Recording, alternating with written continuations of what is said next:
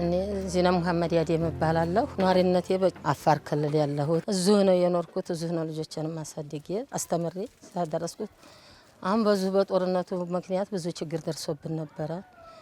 ብዙ መደፈርም መፈናቀልም ወጣቶቹም ብዙ ችግር ደርሶ ነበረ። አልহামዱሊላህ አሁን ጂቢአር የሚባለው ድርጅት ይሄው እርዳታ አድርጎልናል። አልহামዱሊላህ ልጆቻችን በጎናችን ቆመዋል። ለዛ በቃ እንደሞ እናንተም ኑሩኛ ምን ኑር አልহামዱሊላህ በተቻለን ደሞኛም እናንተ ይሄን ያህል ድጋፍ ተታረጉልን እኛ ደሞ በማህበር ሆነን በጎቹን ገዝተን ድኖቹን እንስሳቶቹን ልጆቻቸው እያሳደግን እየወለዱ እየሸጥ እንድንተዳደር እንድንቋቋም ተሽግር እንድንዋገድ አንድነት ተራራ ነው። አንድ ተሆነ ደሞ ችግር ያገላል።